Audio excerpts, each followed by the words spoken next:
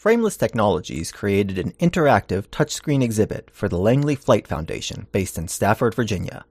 The exhibit focuses on Samuel Pierpont Langley, the scientist, inventor, and former head of the Smithsonian Institution, whose experiments and successes in powered, heavier-than-air flight in the late 19th century laid the groundwork for others, such as the Wright brothers, who made the dream of manned flight a reality. The goal of the exhibit was to create an engaging, interactive experience that could be understood by a middle school audience, but would contain information of interest to audiences of all ages. A modular design was created to allow us to tell the story from several perspectives. The opening screen provides context by sharing the views of respected thinkers of the day who believed that heavier-than-air flight was impossible. This is contrasted with Langley's view that flight cannot longer be considered beyond our capacity to reach. For millennia, humans from all regions of the world... The observational learning module provides an overview of the thought process behind human flight. Starting with the observation that bird structure plays a critical role in their ability to fly, it goes on to discuss the inefficiency of the flapping mechanism for human flight. Muscles have not evolved to be capable of lifting our bodies into the air. Yet the ability to soar due to a large surface area to catch the wind has been understood for centuries, as long as humans have flown kites. Adding some sort of propulsion mechanism to a kite provides the initial step toward powered flight. This is the background against which Langley began years of experimentation in flight. Dynamic experiments at the Allegheny Observatory in Pittsburgh, Pennsylvania.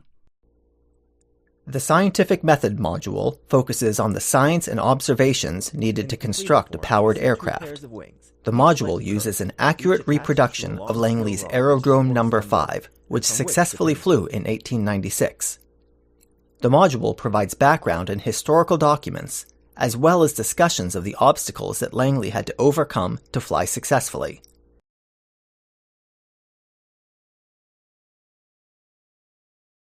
The lift portion discusses the fundamental forces involved in flight.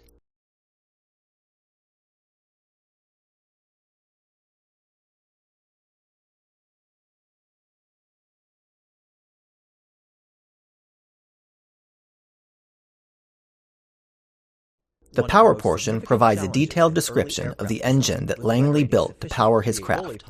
Each of the parts of the engine are described so that a viewer can understand how the engine was able to convert gasoline and air into heat, and then create steam to power the engine and provide thrust. Aerodrome No. 5's combustion system, the Aioli pile, occurred. The propellers used on Aerodrome No. 5 were constructed of white pine strips. The balance portion provides a description of how the craft was constructed to maintain balance in both static and dynamic environments.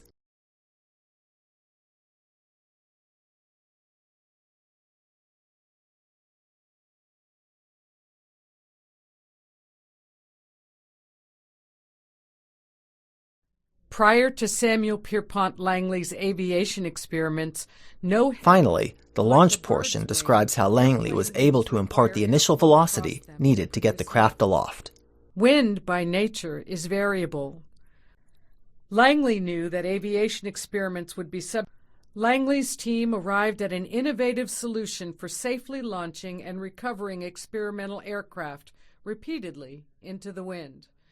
The team constructed a spring-actuated catapult. The Making History module provides historical documentation of the flight.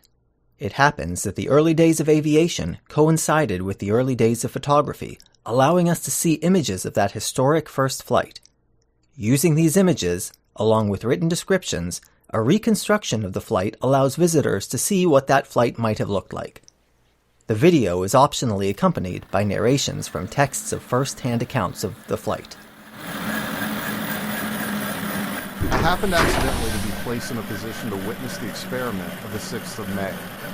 My heart jumped into my mouth as the toy naphtha engine began to revolve its little wheels and vent its hiss like the whisper of a zephyr. Slowly the great bird began to sail away. Gracefully as the eagle, and with as sublime a confidence in itself as the eagle feels, the strange creature rose higher and higher, choosing a circular course for some reason I cannot explain. The circle included almost the area of the island. The Changing the World module provides responses from the press and influential people of the day, who acknowledge that Langley's experiments in flight changed what seemed possible. The inventive geniuses of many nations have wrestled with this problem long and patiently, and it will be a splendid addition to the list of American achievements. Additionally, the impact of aviation on the world today is highlighted.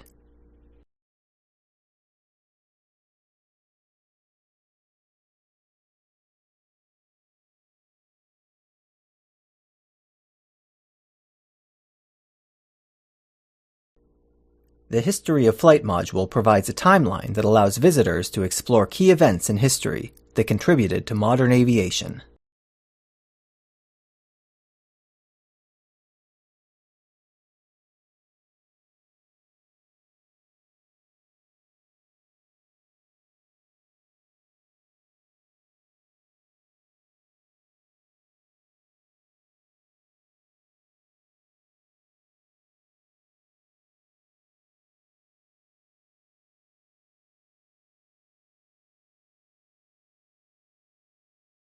Finally, the Stafford 1896 module provides critical context about the world in which Samuel Pierpont Langley lived. The flight of his Aerodrome No. 5 in 1896 happened in a world where heavy rain could make roads impassable, where news often arrived only as fast as feet could carry it, and in which the vast majority of the population worked on farms or in other manual labor. We used to ride horseback a great deal, and when some man would come to the house and hitch his horse. Langley had important criteria for the site of his flight, and Stafford County, Virginia met those criteria, so understanding the lived experience of the local population is an important step toward understanding just how revolutionary Langley's insights and inventions were.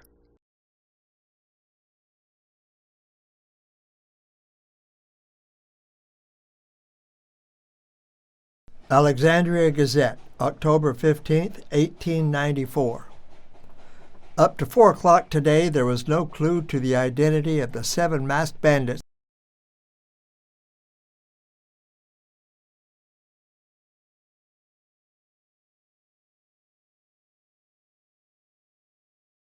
Several of Withers Waller's daughters heard about President Harrison's visit to Widewater in December 1889 and took a rowboat out to the president's steam-powered.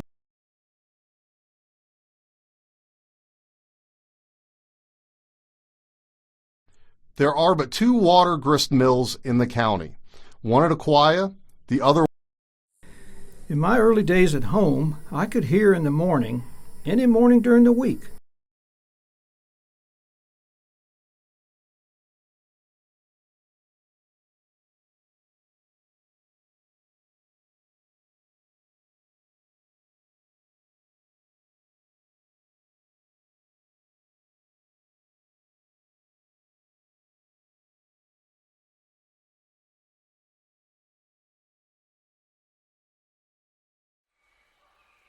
Every child in the county at that time, when they got old enough to be some help to do something, they did something.